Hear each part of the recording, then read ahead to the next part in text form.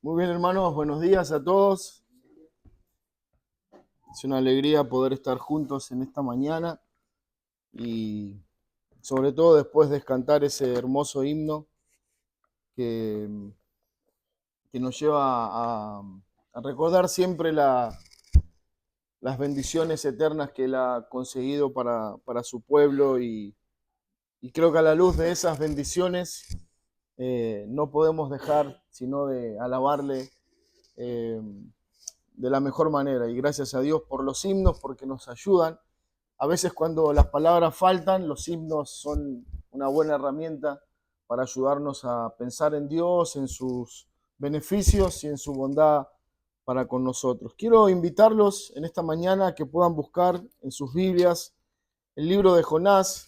Está ahí casi al final del Antiguo Testamento, es uno de los profetas menores. Hemos comenzado el domingo pasado una serie de enseñanzas eh, en este libro y habíamos visto solamente hasta el versículo 3, habíamos mencionado el 4, pero con la salvedad y la aclaración de saber que hoy podíamos dedicarle más tiempo y profundizar en la verdad que Dios tiene para nosotros. Pensaba mientras nuestro hermano Ale compartía el párrafo de la confesión del libre albedrío y creo que Jonás es un testimonio bien claro del libre albedrío.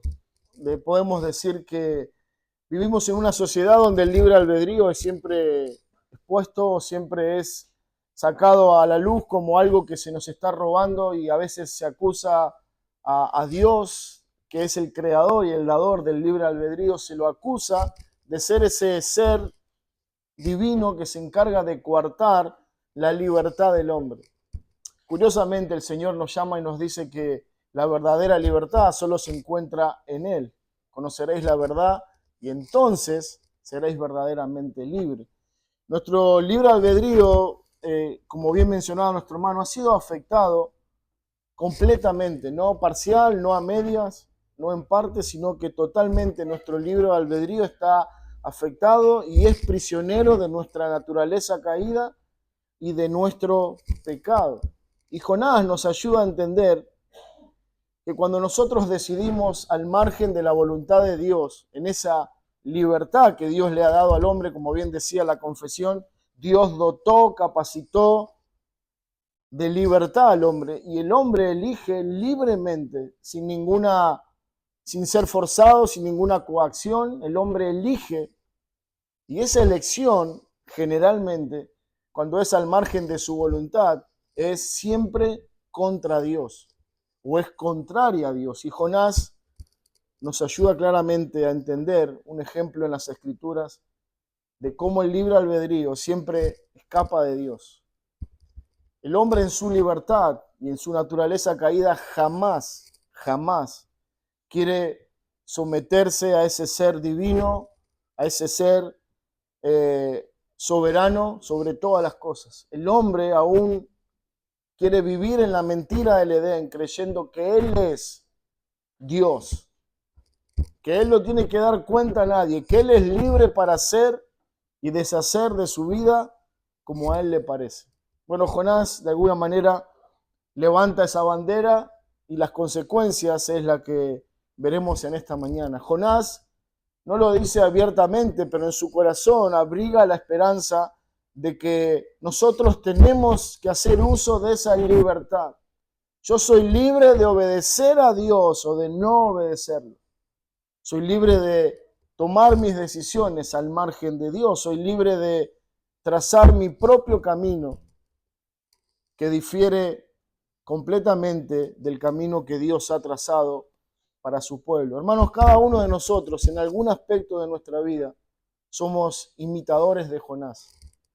Hacemos uso de esa libertad y matizamos esa libertad con religión y decimos, pero estoy haciendo algo que Dios manda o estoy haciendo algo que Dios no condena, pero al final lo que me impulsa a transgredir esa voluntad de Dios es pura rebeldía, como lo veremos en esta mañana.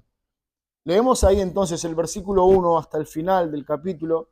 Dice, vino palabra de Jehová a Jonás, hijo de Amitai, diciendo, levántate y ve a Nínive, aquella gran ciudad, y pregona contra ella, porque ha subido su maldad delante de mí. Y Jonás se levantó para huir de la presencia de Jehová a Tarsis, y descendió a Jope y halló una nave que partía para Tarsis, y pagando su pasaje entró en ella para irse con ellos a Tarsis, lejos de la presencia de Jehová. Pero Jehová hizo levantar un gran viento en el mar, y hubo en el mar una tempestad tan grande que se pensó que se partiría la nave. Y los marineros tuvieron miedo, y cada uno clamaba a su Dios, y echaron al mar los enseres que había en la nave para descargarla de ellos. Pero Jonás había bajado al interior de la nave y se había echado a dormir. Y el patrón de la nave se le acercó y le dijo, ¿qué tienes, dormilón? Levántate y clama a tu Dios, quizá Él tendrá compasión de nosotros y no pereceremos. Y dijeron cada uno a su compañero, venid y echemos suertes para que sepamos por causa de quién nos ha venido este mal. Y echaron suerte, y la suerte cayó sobre Jonás. Entonces le dijeron ellos, decláranos ahora por qué nos ha venido este mal. ¿Qué oficio tiene y de dónde vienes? ¿Cuál es tu tierra y de qué pueblo eres? Y él respondió, soy hebreo, temo a Jehová, Dios de los cielos, que hizo el mar y la tierra. Y aquellos hombres temieron sobremanera y le dijeron, ¿por qué has hecho esto? Porque ellos sabían que huía de la presencia de Jehová, pues él se lo había declarado. Le dijeron, ¿qué haremos contigo para que el mar se nos aquiete? Porque el mar se iba embraveciendo más y más. Y él les respondió, tomadme y echadme al mar, y el mar se os aquietará, porque yo sé que por mi causa ha venido toda esta gran tempestad sobre vosotros. Y aquellos hombres trabajaron para hacer volver la nave a tierra, mas no pudieron, porque el mar se iba embraveciendo más y más contra ellos.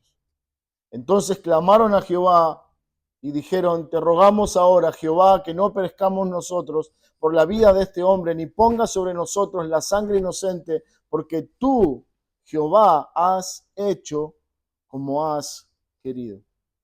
Y tomaron a Jonás y lo echaron al mar, y el mar se aquietó de su furor. Y temieron aquellos hombres a Jehová con gran temor, y ofrecieron sacrificio a Jehová e hicieron votos. Pero Jehová tenía preparado un gran pez que se tragase a Jonás, y estuvo Jonás en el vientre del pez 3 días y 3 noches. Hermanos, oremos una vez más en esta mañana. Señor Padre, gracias. Queremos darte por permitirnos estar congregados en esta mañana. Gracias, Padre, porque tu palabra siempre nos convoca a llegar a tu casa con un corazón, Señor, dispuesto, sensible, para que tu palabra pueda ser sembrada y el obrar de tu espíritu, Señor, hagan la obra que es necesario en cada uno de nosotros. Padre, tu palabra nos enseña que solo las escrituras tienen el poder, la capacidad de transformar nuestra alma. Solo ella es fiel, solo tu palabra es digna de toda confianza y de toda reverencia. Padre, por eso en esta mañana te rogamos, Señor, que te presentes en medio nuestro, que tu voz sea oída, que anules completamente este hombre quien está hablando, que, Señor, me hagas completamente a un lado, que no sean mis pensamientos ni razonamientos humanos los que pueda exponer en esta mañana, sino la pura palabra de Dios. Señor, es ella la que tu pueblo necesita.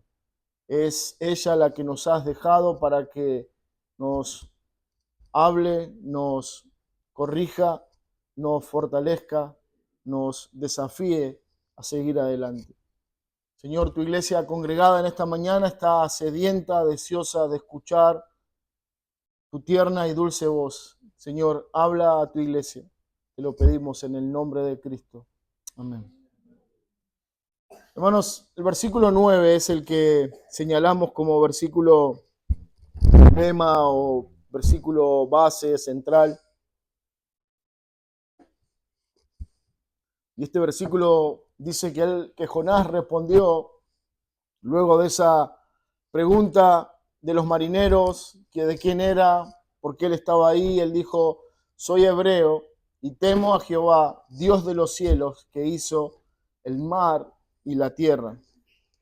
Bueno, este versículo 9 hay toda una declaración teológica, toda una declaración bíblica correcta, completamente lineal con las escrituras, con la enseñanza de todas las escrituras. Y sería raro escuchar a un profeta de Dios que dijera algo contrario a la verdad revelada de Dios en su palabra. Bueno, el título para nosotros en esta mañana es: un Dios soberano para corregir, misericordioso para perdonar. Eso es lo que de alguna manera veremos rápidamente en este relato de las escrituras. Como usted ha notado, es un pasaje que está completamente unido, está todo ligado, es un relato, es algo que viene contando. Bueno, ya habíamos leído que Jonás, luego de recibir la encomienda de Dios de ir a Nínive a predicar, él se toma un barco y en ese barco procura escapar de Dios a otra ciudad, lejos de la voluntad de Dios para su vida. Y lo que comienza a narrarnos el pasaje a partir del versículo 4 es cómo Dios trata con él, cómo Dios le lleva a recapacitar, a entender que nadie puede escapar de Dios y nadie puede escapar de su voluntad. Pero también nos ayuda a ver, como bien menciona el título, que Él es soberano sobre todas las cosas. Él es soberano sobre su siervo Jonás, Él es soberano sobre el mar, sobre el barco, sobre los marineros, sobre el gran pez. Él es soberano sobre las decisiones de nuestro corazón, Él es soberano sobre los incrédulos, sobre los creyentes, Él es soberano absolutamente sobre todas las cosas. Y como bien dice y leíamos, nadie puede escapar de la voluntad de Dios. No se va a hacer nada que Dios no haya determinado. Dice la palabra: ¿quién será aquel que diga que sucedió algo en el universo, no en la iglesia, no en un país, no en una situación en particular? ¿Quién será aquel? ¿Quién se animará a decir que el Dios soberano, creador de todas las cosas y rey gobernante sobre el universo en su totalidad, dejará algo al azar o permitirá que suceda algo que no sea conforme a su propósito y plan redentor? Todo sucede conforme a su plan. Él es soberano, como bien dice el título, pero también vemos que Dios es un rey soberano que corrige a su pueblo. Y generalmente nosotros tenemos un mal concepto acerca de la corrección. No nos gusta ser corregidos y siempre que hablamos de corrección pensamos que esas palabras son negativas, pero en cuanto a Dios, la corrección es un acto de amor, es un acto de misericordia. Y siempre que Dios está corrigiendo, está mostrando misericordia. Lejos de actuar como nosotros actuamos cuando corregimos a alguien, que un grado de pecado se interfiere en ese ánimo corrector y no siempre hacemos todo lo bueno que podríamos hacer cuando corregimos. Sin embargo, Dios en la corrección está actuando compasivamente. Es lo mejor que a uno de sus hijos le pueda pasar, que Dios nos corrija. El hecho de que Dios señale mi pecado y el hecho de que yo pueda ver mi pecado no solamente es un acto bondadoso de Dios, es un acto de su misericordia y es una gracia que Él nos otorga, donde nos permite ver en nuestra ceguera el error, el pecado, la desobediencia. Y Dios es un Dios que perdona, es un Dios perdonador, y eso es lo que vemos de principio a fin en esta carta. Jonás, aquel siervo que está huyendo, es tratado con misericordia. Ese pueblo incrédulo que adora a otros dioses, que merece ser destruido, es tratado con misericordia y con perdón. Todo el tiempo Dios está dando señales de este carácter santo de Dios. Soy soberano, corrijo a mi pueblo, desarrollo o doy misericordia y soy un Dios que perdona. Eso es lo que veremos rápidamente en esta mañana. Y dice el versículo 4 entonces que Jehová hizo levantar un gran pez en el mar y que hubo en el mar una tempestad tan grande que pensó que se partiría la nave. Y dice el versículo 5, y los marineros tuvieron miedo. Bueno, es interesante pensar en esto, porque luego de que el relato bíblico nos habla de que Jonás está huyendo, nos habla de esa tormenta que, por lo que podemos ver, aparentemente no es algo normal, no es algo a lo que ellos están acostumbrados, y seguramente como hombres de mar, como obreros del barco que continuamente está en alta mar, y que seguramente han enfrentado varias tormentas. La palabra es intencionalmente clara en decirnos que esta tormenta es algo diferente. Esta tormenta no es un simple incidente en la naturaleza, sino que el escritor nos lleva a considerar las primeras frases del versículo 4, Jehová hizo levantar un gran viento. Bueno, nosotros sabemos, mirándolo alineados con nuestra posición bíblica, de que todas las cosas suceden porque Dios así lo permite. Colosenses, Pablo nos dice que Él creó todas las cosas y que Él sostiene todas las cosas y que todas las cosas están sometidas a sus leyes, y la naturaleza no es ajena a lo establecido por Dios. Los vientos, que no sabemos ni de dónde vienen ni a dónde van, le pertenecen. Él es el creador del viento, Él manda, Él ordena, y los vientos van y vienen, pueden golpear nuestro rostro, pueden refrescar nuestra tarde, porque así Dios lo ha determinado. Pero específicamente en esta narrativa lo que vemos es que dice, hay una intención, decir, este es como un viento especial, este es un viento particular. Algunos comentaristas señalan de que no solamente Dios estuvo ahí generando un viento y luego lo envió, sino que es como que toma ese viento en sus manos como una lanza y lo arroja sobre el mar. Dios lanzó un viento en el mar.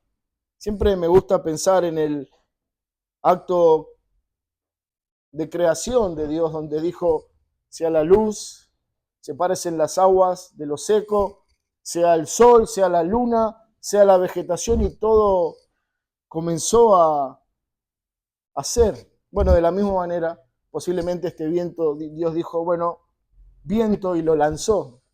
Y esto fue lo que azotó el mar, donde Jonás está tratando de escapar en esa nave. Pero hay una intención clara en mostrarnos que estos marineros están sorprendidos por lo que están viviendo. Dicen, ¿qué es esto?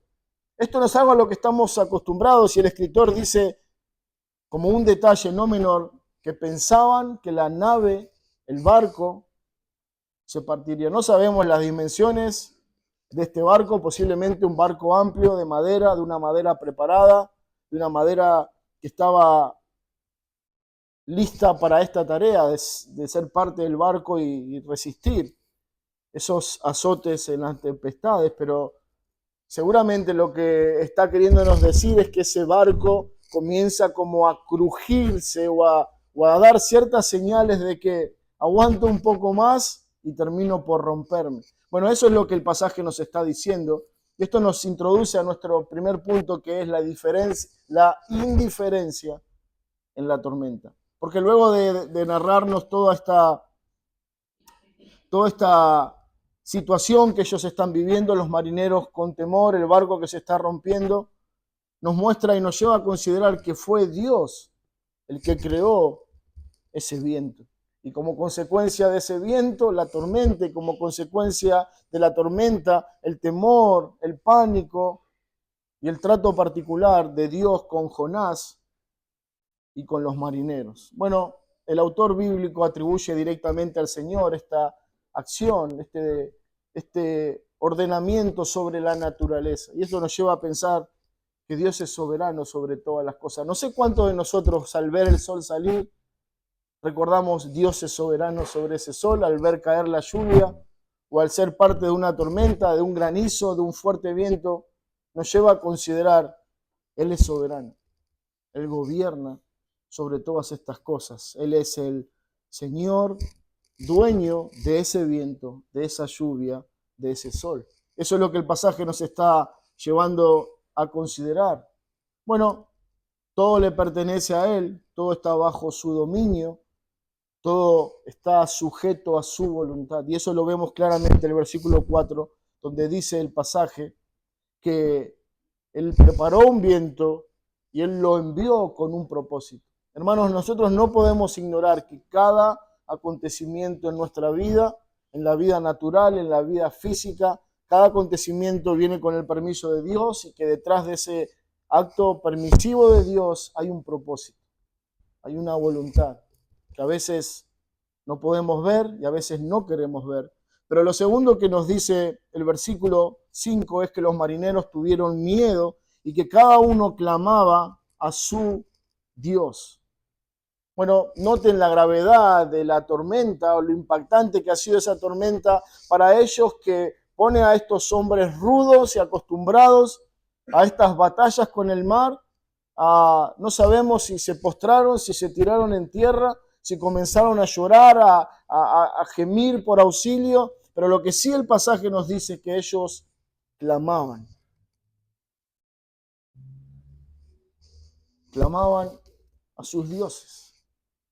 Clamaban bueno, según dice la historia, estos marineros, como la nación de Nínive y como otras naciones de aquella época, tenían un dios para cada uno de los elementos, un dios que tenía que ver con el sol, con las estrellas, con el cielo, con el mar, con la tierra, con las plantaciones, bueno, algo muy similar a lo que hoy conocemos, que aún se sigue manteniendo.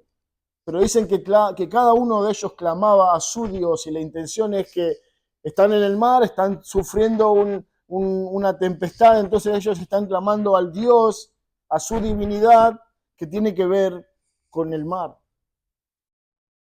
Y evidentemente no sabemos, el pasaje no nos dice tampoco cuánto tiempo duró esa tormenta, pero aparentemente fue un tiempo amplio, porque dice el versículo 13 que estos hombres trabajaron para hacer volver la nave a tierra, mas no pudieron porque el mar se iba embraveciendo más y más contra ellos.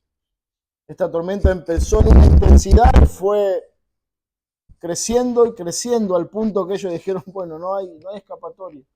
Pero durante todo ese tiempo ellos están clamando a un Dios que no los puede escuchar, a un Dios que no existe, a un Dios del mar que no tiene ninguna autoridad sobre el Dios de dioses, sobre el Señor de señores.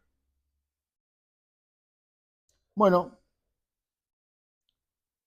generalmente nosotros escuchamos, o quizás en algún momento hayamos escuchado la frase que dice que lo que nosotros somos o lo que nosotros verdaderamente creemos sale a relucirse en los tiempos de crisis. Cuando estoy atravesando un momento difícil, cuando hay peligro o alguien en mi familia está pasando un mal momento, es en ese momento donde verdaderamente sale lo que soy, en qué creo, en qué descanso, dónde está puesta mi esperanza. Estos hombres están ahí velando por sus almas, por sus vidas, están en pánico, dice que ellos tuvieron miedo y lo que hacen es clamar a su Dios. Era ahí donde estaba puesta su esperanza, era en esos dioses, en esos ídolos falsos, donde ellos habían depositado su esperanza, y sabemos cómo terminaría esta historia a menos de que Dios interviniera a favor de ellos. Pero lo triste de esto, y lo veremos en un momento más, es ver al pueblo de Dios sacando a relucir su incredulidad. Claro, mientras todo está tranquilo, mientras todo está bien, nosotros podemos afirmar verdades que la Biblia afirma. Y podemos decir, sí, Dios es soberano, o Dios cuida de mí, o Dios es mi proveedor, o Dios sostiene mi alma, pero luego en ese tiempo donde debo aferrarme a esa verdad, bueno, mi esperanza vacila y no es tan real como pensábamos.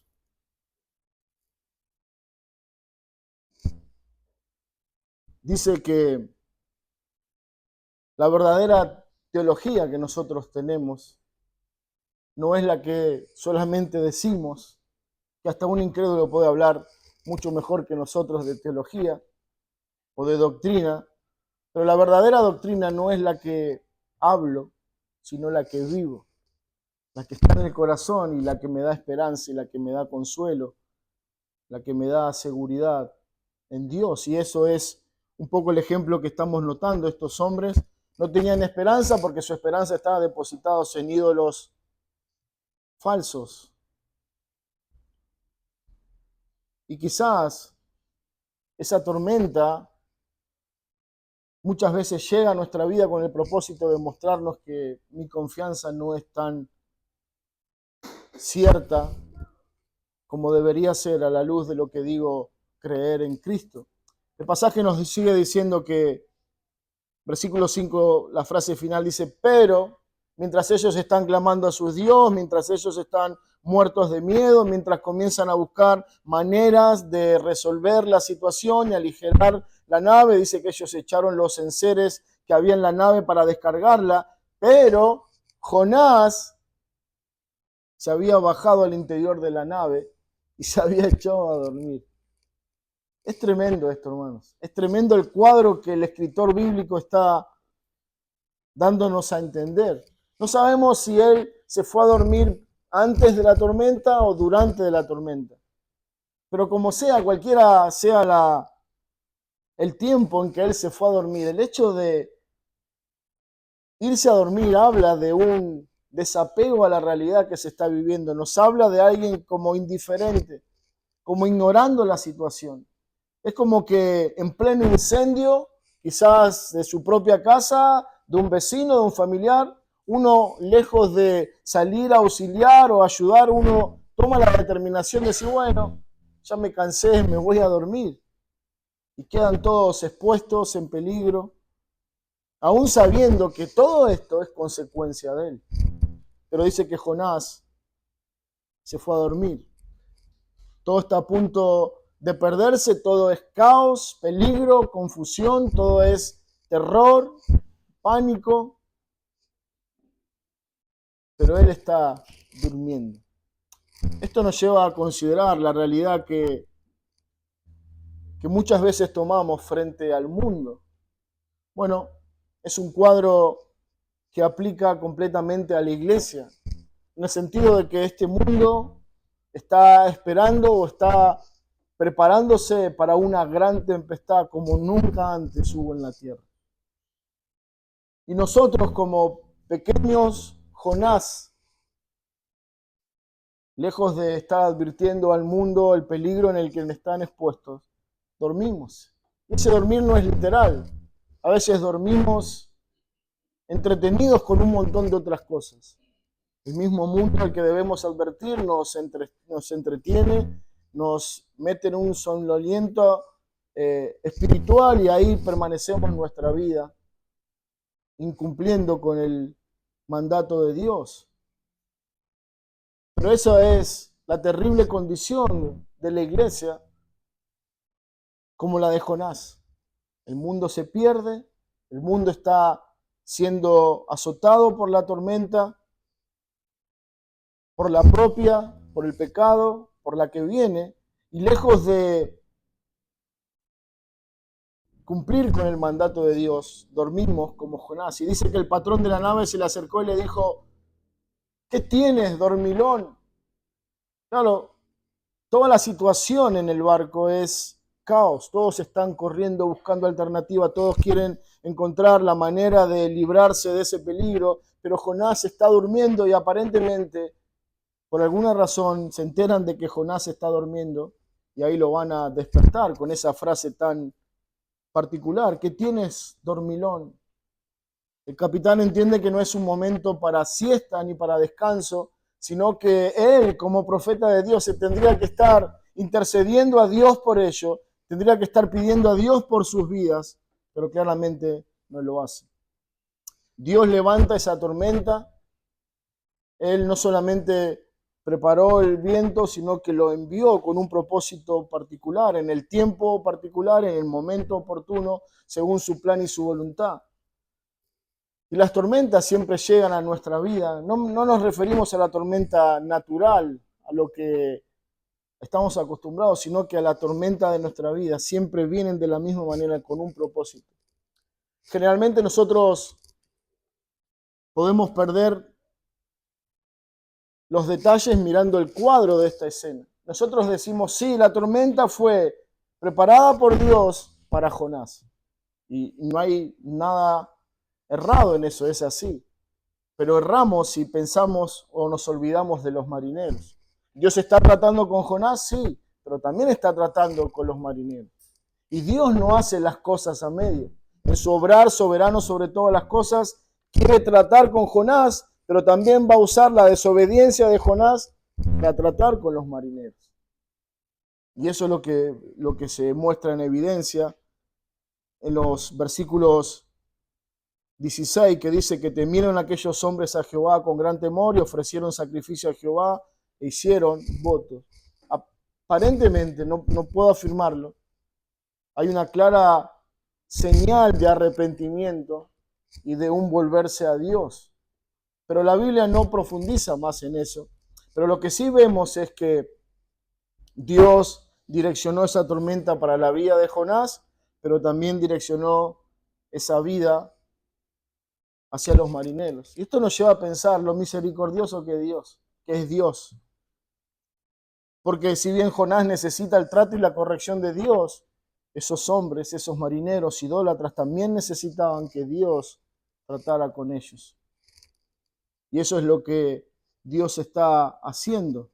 Dios traerá tormenta a nuestras vidas, pero también traerá personas a nuestra vida que están pasando por tormentas, para que en su desesperanza y en su desconocimiento de Dios, nosotros, a diferencia de Jonás, podamos llevarlos a ellos, al Dios que gobierna sobre todas las tormentas y que puede dar refugio para sus almas en la tormenta. En segundo lugar, antes de pasar al segundo lugar, hay un versículo que no quiero dejar de mencionar, que es el de Marcos 4:41, que dice que luego de que el Señor calmó la tormenta, dice que temieron con gran temor y decían el uno al otro, ¿quién es este que aún el viento y el mar le obedecen? Hermanos, Dios va a poner en tu vida personas que están atravesando momentos tormentosos en su vida, que no tienen esperanza, que están atravesando un momento dificilísimo de su vida. Esa tormenta, Dios la trajo a su vida con la intención clara de que ellos, como estos marineros, se vuelvan a Dios. Es tu función, es mi función como hijo de Dios, llevarlo a este Dios, que tiene poder sobre el viento y que el mar le obedece. Esa es nuestra tarea como iglesia y como hijos de Dios. Versículo 7 dice, y le dijeron cada uno a su compañero, venid, echemos suerte para que sepamos a causa de quién nos ha venido este mal. Y echaron suerte, y la suerte cayó sobre Jonás. Segundo punto, la rebelión siempre queda en evidencia. La rebelión siempre queda en evidencia. Bueno, quizás a nosotros el relato de esto que está sucediendo nos causa mucha sorpresa, de que ellos están en alta mar, en medio de un barco que se está por destruir, que están por perder su vida, que están por morir ahogados, y que alguien tenga la determinación de decir, bueno, vamos a parar un momento y vamos a tirar los dados a ver por causa de quién sucedió esto. Bueno, no sabemos si fue así. Lo que sí sabemos es que esto era fiel a la costumbre de la época, donde todas estas situaciones extrañas o sin una comprensión humana se resolvían de esta manera, tirando suerte. Bueno, vemos algunos pasajes en las Escrituras, como Proverbio 16:36, que dice que la suerte se echa en el regazo. Era en el regazo donde el hombre se sentaba en esas túnicas, y en esa túnica tiraban los dados o algunas piedras o algún otro elemento que se usaba para determinar la suerte. Pero dice el versículo, mas de Jehová es la decisión de ella. La misma intención que el profeta o el autor de Jonás dice que Dios preparó un viento Es la misma idea que está comunicando acá. Dios decide lo que pasa con el hombre. La suerte se echa por el hombre. El hombre dice, bueno, a ver, voy a descansar en el azar, pero al final de cuentas siempre Dios decide, porque Él es soberano. Nada escapa, nada sucede sin que Él lo permita. La suerte para el hombre es muchas veces su esperanza, su descanso. Pero nosotros como hijos de Dios sabemos que al final cada cosa sucede con el permiso soberano de Dios. Dice que estos marineros echaron suerte para que supieran a causa de quién había venido este mal. Bueno, vemos otro ejemplo de echar suerte, lo vemos en Hechos capítulo 1, versículo 26, cuando dice que la iglesia echó suerte y la suerte cayó sobre Matías.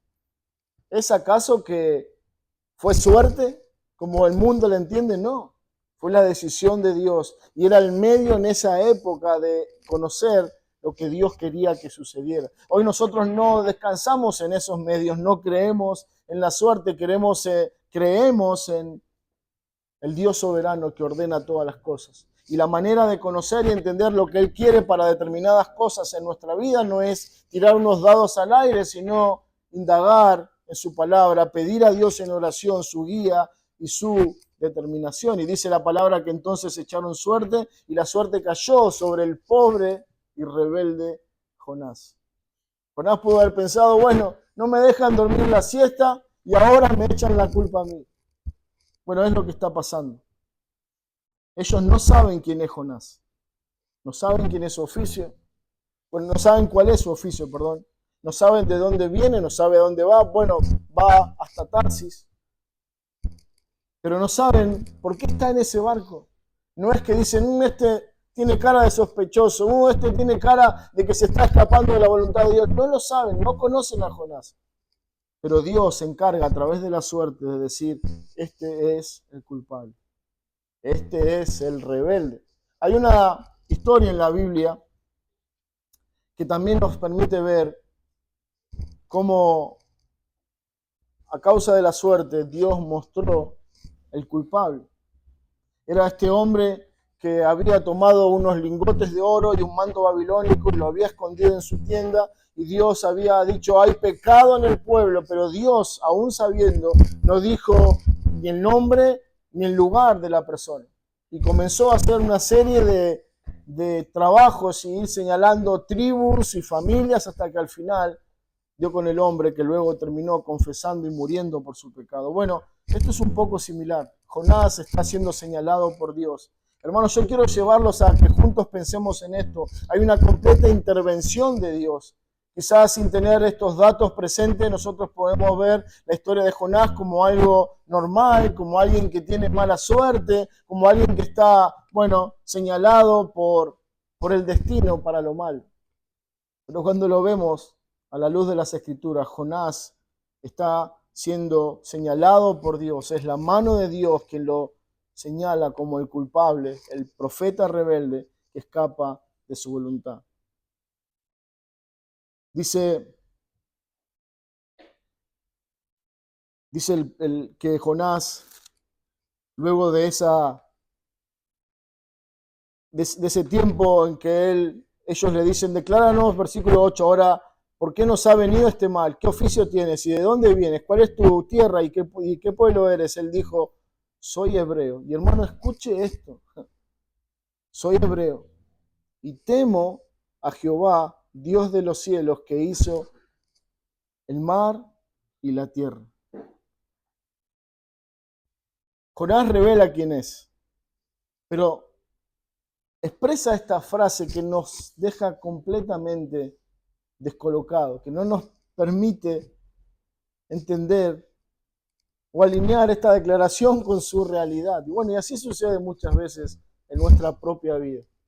Esbozamos una realidad teológica tan bíblica, tan cristocéntrica, pero luego vemos nuestra vida y no hay lineamiento, no hay condescendencia la una con la otra, no hay realidades que se emparentan entre la teología y la doctrina que digo creer y la vida que estoy viviendo. Bueno, Jonás es un claro ejemplo de eso. Él dice, temo a Dios, pero está escapando del Dios que dice temer. Dice, temo a Dios y ese temer tiene que ver con honro a Dios, entiendo que Él tiene que ser honrado, servido, reverenciado, pero escapa de Dios. La única teología que creemos es la que vivimos. No importa cuánto podemos citar de nuestra confesión o de nuestra teología o de nuestra doctrina, si eso no es parte de nuestra vida, de nuestra conducta, entonces no lo creemos. Es algo más que nuestra cabeza ha atesorado, pero no es parte de nuestra vida. Hace una declaración maravillosa, Jonás. Él dice, no solamente temo a Dios, sino que creo en este Dios. No en un Dios ajeno, no en un Dios no conocido. Creo en el Dios creador de los cielos que hizo el mar y la tierra. Ahora es curioso, ¿no? Jonás dice, Él es el creador de todas las cosas, Él gobierna sobre todas las cosas, pero yo estoy tratando de escaparme del Dios, Señor del mar, en este elemento que le pertenece a Él y que Él gobierna. Hay una contradicción, como muchas veces hay contradicciones en nuestra propia vida. Jonás dice que teme a Dios, pero actúa como si Dios no existiera. Y esa es nuestra triste realidad muchas veces. Nosotros podemos hablar y mencionar la dignidad de Dios, de ser honrado, servido, obedecido, creído, proclamado, anunciado. Lo creemos. No creo que nadie en este lugar, ni en ningún otro lugar donde el nombre de Dios es invocado, se levante alguien a decir o negar estas verdades. Alguien por lo menos que diga que es un hijo de Dios. Pero luego la conducta práctica en nuestra vida cotidiana es un testimonio completamente ajeno a esta realidad que nuestros labios pronuncian. Él dice que teme a Dios, pero actúa como si Dios no fuera digno. Él dice que teme a Dios, pero actúa como si Dios no existiera, como si Él pudiera escapar de la voluntad de Dios o de la determinación de Dios. Y así actuamos nosotros. Por eso la reacción de los marineros es increíble. El versículo 10 dice, aquellos hombres temieron, después que escucharon a Jonás, temieron y están entendiendo por qué está pasando todo. Y dice el versículo 10, ¿por qué has hecho así? Si tu Dios es el creador de todas las cosas y Jehová es el Señor, ¿cómo vas a escapar de Él? Están mostrando su torpeza, cuestionando su razón, señalando su locura en esa rebeldía determinada de Jonás contra Dios. Es como decirle, Jonás, ¿no te das cuenta lo que estás diciendo? Tu Dios es el creador de todas las cosas y vos querés escaparte de Dios en su territorio, en su casa, en su creación, en su planeta. Bueno, así sucede el pecado, hermanos. Y el engaño del pecado, que constantemente somos advertidos a no ser engañados por el pecado, el engaño del pecado no nos permite ver la enorme rebelión que implica la desobediencia contra Dios. Nosotros a veces la desobediencia la tenemos como una alternativa, como una libertad que nos podemos tomar. Bueno, pero es una desobediencia chiquita y no permitimos vernos que esa desobediencia es una señal de rebelión contra Dios.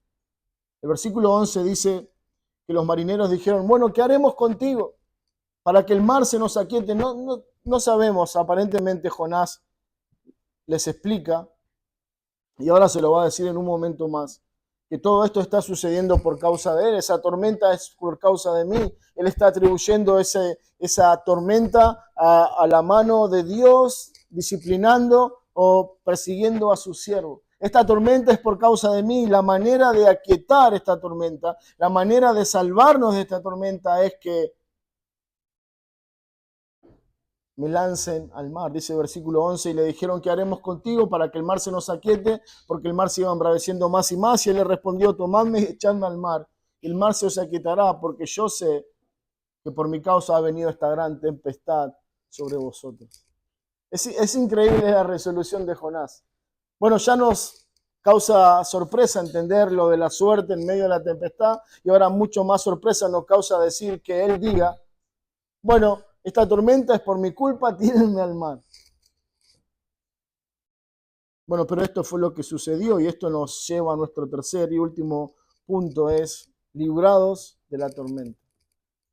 Ellos quieren librarse de la tormenta. Bueno, yo recuerdo hace muchos años atrás, bueno, no tanto, pero algunos años, había un mito popular que decía que cuando había una tormenta muy fuerte en un lugar, había una posibilidad de parte de los hombres de ir a un lugar donde había tierra y hacer una cruz y en esa cruz clavar un hacha. Bueno, fue variando con los lugares y con el tiempo. Algunos decían un hacha, un cuchillo, otro elemento. Pero cuando se hacía esa cruz y se clavaba ese elemento sobre la tierra, al rato de hacer eso se cesaba la tormenta. Nunca vi algo, o la efectividad de ese mito, nunca lo vi, pero vi mucha gente que lo hacía. Mi abuela hacía eso, pero nunca vi que tuviera resultado. Pero en este caso los marineros están buscando cómo aquietar la tormenta. Y Jonás revela que es por causa de él y dice, bueno, la única manera es tírenme al mar. ¿Qué haremos contigo para que el mar se nos aquiete?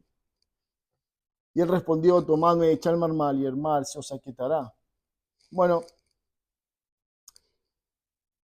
no sabemos cómo él llegó a esta resolución, si fue por revelación de Dios o un acto voluntario, pero lo que sí sabemos es que esto no escapaba de lo que Dios había determinado para Jonás. Él tenía que ser echado al mar. ¿Cómo sabemos eso? Porque dice el versículo final que Dios tenía preparado un gran pez para él. Si Jonás no se hubiera revelado, si la tormenta no hubiera nacido, si los marineros no hubieran entrado en pánico, si los marineros o el capitán de la nave no fuera a buscar a Jonás y lo trajera a la nave, si los marineros no le preguntaran indagando por qué está pasando esto, o de dónde es él, o qué oficio tiene, y si él no les revelara con verdad la cuestión, entonces él no hubiera tomado la determinación de ser arrojado al mar. Si los marineros no le hubieran creído a Jonás, no lo hubieran tirado, y si Jonás hubiera sido arrojado al mar, sin la prevención de Dios, hubiera muerto ahogado en esa tormenta. Pero dice Dios que él tenía preparado un gran pez para Jonás. ¿Se dan cuenta, hermanos, cómo Dios está en cada detalle, en cada situación, siempre a la vuelta del problema, siempre Dios está presente? Quizás permitiendo, preparando, trayendo ese problema a tu vida, pero al final la intención de Dios no es castigar simplemente. Es un acto disciplinario de amor, lleno de misericordia, que te lleva al problema, te lleva a la tormenta, no con el ánimo de dañarte o destruirte, sino corregirte. La tormenta en tu vida, si es que hay una en esta mañana o en tu vida hoy, no lo veas como un acto de disciplina severa de Dios. Míralo como un acto lleno de misericordia. Dios está tratando con tu alma. Dios quiere tratar con tu corazón y necesita esa tormenta, pasar por esa tormenta, para que nosotros podamos volvernos a Él. Muchas veces, como Jonás, nosotros podemos no estar viendo con claridad la situación que nos toca vivir. Y eso creo que es la mayoría de las veces. Nos pasan cosas en nuestra vida y a veces atribuimos a las situaciones difíciles en nuestra vida, situaciones de salud, a veces situaciones en la familia, en el trabajo, con decisiones que hemos tomado. Y a veces pensamos que todo esto es parte del permiso de Dios para fortalecer nuestra alma o para manifestar nuestra fe. Y a veces sucede así. Pero la mayoría de las veces lo que no podemos ver, como Jonás no estaba viendo, es que esa tormenta en tu vida es consecuencia de tu pecado. Esa tormenta en tu vida no es una prueba de Dios. Lo que Dios está mostrando es tu pecado, tu rebeldía y tu obstinación contra su voluntad. Entonces Dios dice, necesita como Jonás pasar por la tormenta para entonces ver con claridad su rebeldía, su pecado. ¿Cuántas veces oímos a creyentes que hablan de sus conflictos en sus vidas, de los problemas en su vida, como situaciones espirituales. No, Dios está probando mi madurez o Dios me está llevando a una mayor fe, cuando en realidad lo único que uno puede ver es rebeldía y obstinación como Jonás y un trato correctivo de Dios con ellos, pero no lo podemos ver. Muchas tormentas en nuestra vida son consecuencia de nuestro pecado, como la de Jonás. Hermanos, nosotros, como Jonás, debemos asumir nuestra culpa. Jonás dijo, esto es culpa mía. Ahora entiendo que esta tormenta fue por mi rebeldía. Dios está tratando con mi alma. Dios quiere corregirme y eso debería ser la reacción de cada hijo de Dios al entender el tratamiento misericordioso de Dios con tu alma a través de los problemas y de las tormentas en la vida. Él respondió, esto es mi culpa, echadme al mar y os aquietará. Este retrato también es un retrato, valga la redundancia, tipológico de Cristo. Bueno, Jonás fue echado al mar, el mar se aquietó, la vida de los marineros se preservó. Estos marineros fueron preservados, pero temporalmente, luego seguramente murieron como Jonás también murió. Y ellos estaban tan necesitados como Jonás y como nosotros de una salvación mayor, de una salvación más eficaz y eterna, y es la que Cristo conseguiría en la cruz del Calvario. Este mundo está en una tempestad sin igual. Lo que Jonás vivió no tiene comparación con la que el hombre sin Cristo vivirá un día. Pero también un hombre fue echado al mar para que aquel que por medio de la fe viene a él tenga salvación y seguridad eterna. Jonás tipifica a Cristo, un mejor Cristo, un Jonás más obediente, más apegado o completamente apegado a la voluntad de Dios, a diferencia de Jonás. Pero Cristo, al igual que Jonás, fue lanzado a la tormenta para que tu vida y mi vida fueran eternamente librados. Eso también nos lleva a considerar Jonás. Jonás sufrió por su rebeldía, Cristo se entregó y sufrió por su pueblo. Jonás merecía esa disciplina por su desobediencia, mas Cristo no lo merecía, pero lo aceptó voluntariamente porque el beneficio sería para su pueblo. Él mirará la aflicción de su alma y se gozará por el beneficio para su pueblo. Jonás sabía que era consecuencia de su pecado que todo esto estaba sufriendo. Dios al final muestra su misericordia activa en favor de Jonás, el siervo rebelde, porque luego de toda esta situación terrible que están viviendo, él es arrojado al mar, pero dice que Dios había preparado un gran pez para preservar la vida de este hombre que tenía aún algunas cosas que hacer en nombre de Dios. Segunda de Samuel 24:12 dice, ve y di a David, así ha dicho Jehová, 3 cosas te ofrezco, tú escogerás una de ellas para que yo haga.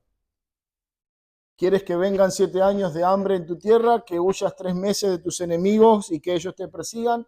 ¿O 3 días que haya peste en tu tierra? Piensa ahora y mira qué responderé al que me ha enviado, dijo el profeta, el sacerdote, a Jehová. Entonces dijo David a Gad, en gran angustia estoy. Caigamos ahora en manos de Jehová, porque su misericordia son muchas, mas no caiga yo en mano de hombres.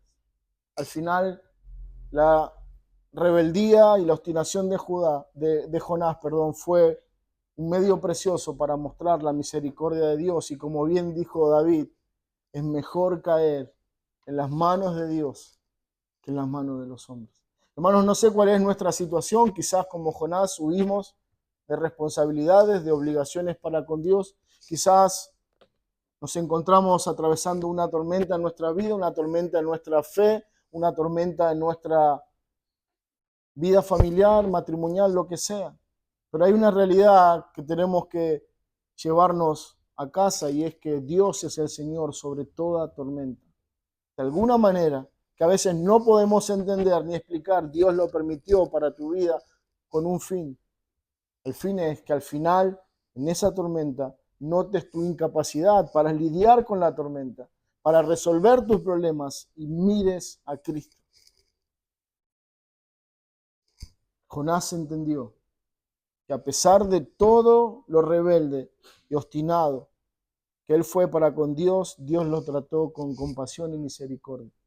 Jonás fue el primer hombre que hizo un viaje submarino. Dios tenía ahí un gran pez preparado. No solamente el pez lo tragó sin hacerle ningún rasguño, él vivió, dice la palabra de Dios, 3 días y 3 noches en el vientre del pez. No sé cuántas historias podemos escuchar de hombres que hicieron eso, pero todo eso es una señal, no de la capacidad de resistencia de Jonás, sino de la compasión y la misericordia de Dios. ¿Saben por qué Jonás no sufrió ningún mal, ningún daño, ni aún perdió la vida en este evento? Porque Dios es soberano sobre su siervo. No estaba determinado para Jonás morir, sino que lo que Dios había determinado para él es que preservarlo para vida, para luego dar vida a toda una nación. Hermanos, cualquiera sea tu situación, vuelve a Cristo. Deja de correr, deja de huir de su voluntad, de su llamado. Corre a Cristo y vivirás. Amén.